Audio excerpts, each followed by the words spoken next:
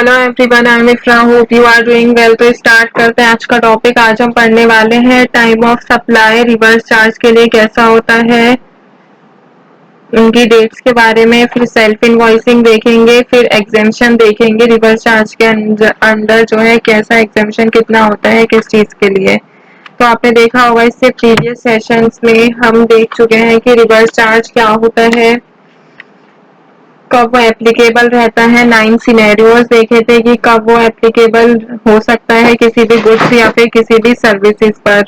फिर देखी थी एक लिस्ट देखी थी गुड्स की कि कब वो लायबल होते हैं टैक्सेबल होने के लिए रिवर्स चार्ज के अंडर ऐसी। फिर एक ही लिस्ट थी किसकी, सर्विसेज की लिस्ट थी जो कि लायबल कब होते हैं टैक्सेबल होने के लिए अंडर रिवर्स चार्ज।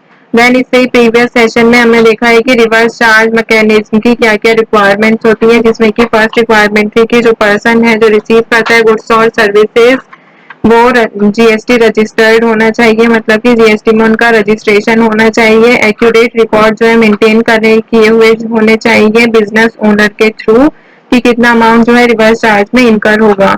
फिर थर्ड देखा था इसकी रिक्वायरमेंट की सप्लायर जो है उनको मेंशन करना चाहिए इनवॉइस पर या फिर कोई भी रिसीट वाउचर पर या फिर रिफंड वाउचर्स पर कि कितना अमाउंट जो है टैक्स का पे किया जाएगा थ्रू द रिवर्स चार्ज। फिर फोर्थ और लास्ट रिक्वायरमेंट क्या थी इसमें कि एडवांस अमाउंट जो है पे किया जाता है ऑन सप्लाई ऑफ गुड्स और सर्विसेज जो कि टैक्सेबल होता है अगर रिवर्स चार्ज बन रहा होता है, पे करना होता है। तो आज के सेशन में क्या देखेंगे, 3 टॉपिक देखेंगे, छोटे छोटे से ही हैं, एक एक करके कंप्लीट करते हैं। तो यहाँ पे सबसे पहले हेडिंग लिखेंगे टाइम ऑफ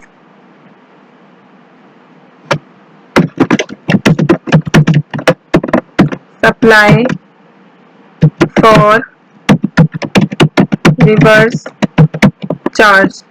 ये time of supply for reverse charge क्या है, इसके लिए आपको टाइम ऑफ सप्लाई का भी पता होना चाहिए, जो कि मैंने जब हम कंपोनेंट्स ऑफ सप्लाई पढ़ रहे थे, place of supply, time of supply और वैल्यू ऑफ सप्लाई, तो मैंने काफी डिटेल में पढ़ाया है। अगर आपने वो सेशन नहीं देखा है तो वहां से देख सकते हैं।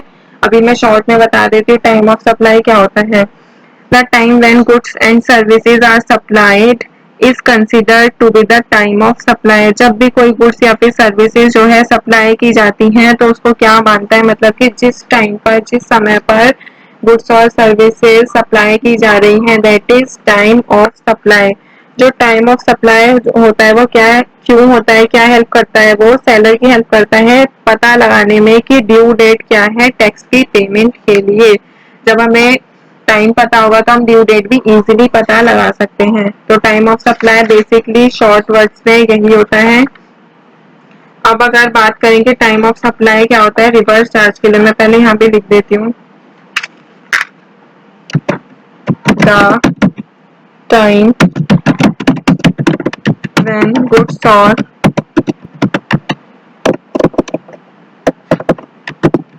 services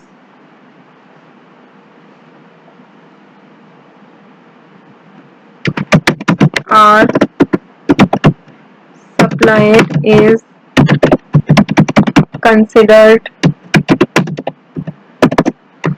to be the time of supply. तो टाइम ऑफ सप्लाई की डेफिनेशन हो गई, ठीक है।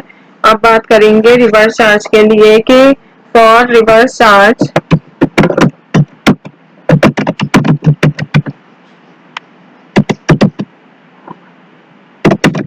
The time of supply shall be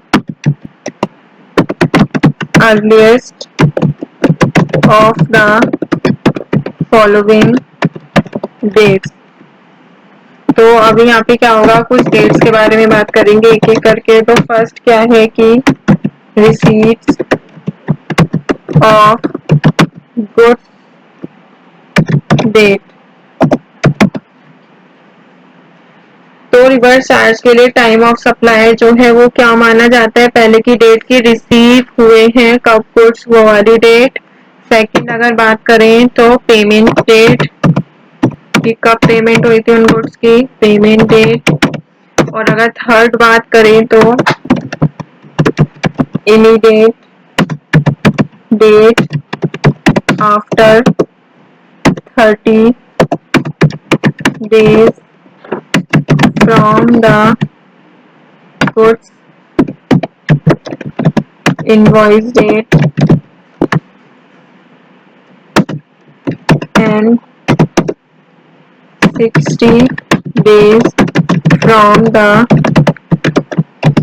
services invoice date।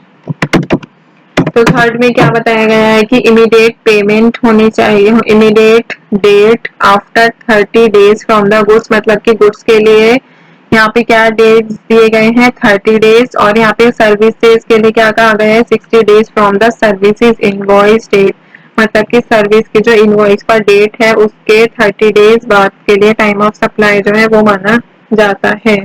तो यहाँ पे टाइम ऑफ सप्लाई की तीन तरह देखे थे कि जिस टाइम पर गुड्स को रिसीव किया गया है वो डेट, पेमेंट की डेट, और गुड्स के लिए 30 डेट, और सर्विसेज के लिए यहाँ पे 60 डेज दिए गए हैं। और देखते हैं अभी self invoicing.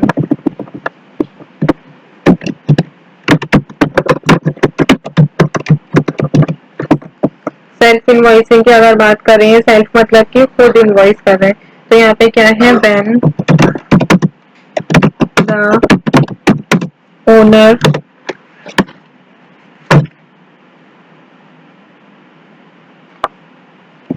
of a business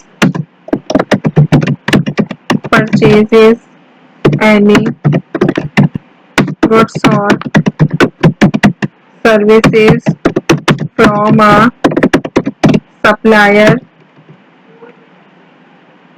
who is not registered, self-invoicing needs to be done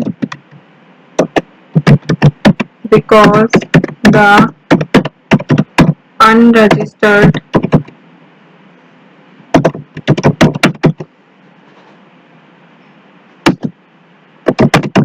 person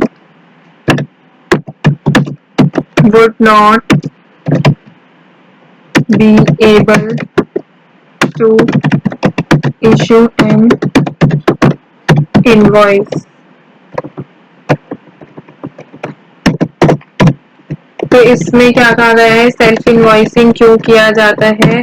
self invoicing जब किया जाता है जब ओनर जो होता है बिजनेस का वो परचेज करता है कोई भी गुड्स और सर्विसेज किसी सप्लायर से जो कि रजिस्टर्ड नहीं होता है जीएसटी में, मतलब कि जो बिजनेस का ओनर है वो गुड्स और सर्विसेज को परचेज करता है किसी सप्लायर से, किसी अनरजिस्टर्ड सप्लायर से। तो सेल्फ इनवॉइसिंग जब होती है क्योंकि कोई भी अनरजिस्टर्ड पर्सन या फिर कोई भी अनरजिस्टर्ड जो सप्लायर होता है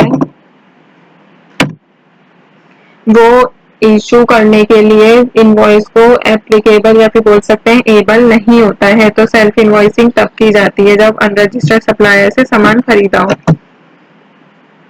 फिर यहाँ पे बात करते हैं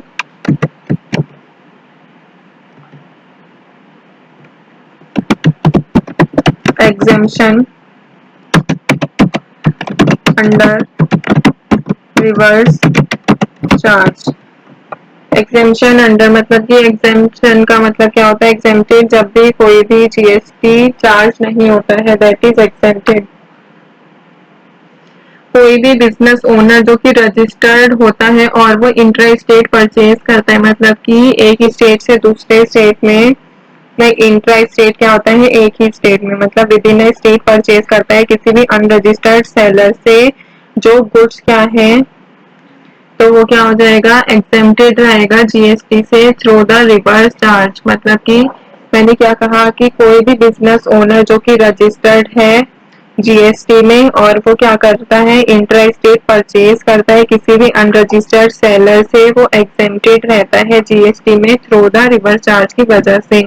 अगर टोटल अमाउंट जो है सप्लाई या सप्लाई की गुड्स एंड सर्विसेज का जो सप्लाई हुई है वो रिसीव्ड इज लेस देन कितना है 5000 से कम है या फिर 5000 के बराबर है, तो जो वो क्या रहेगा एग्जेम्प्टेड रहेगा रिवर्स चार्ज में। तो यहाँ पे मैं अमाउंट लिख देती हूँ, लेस देन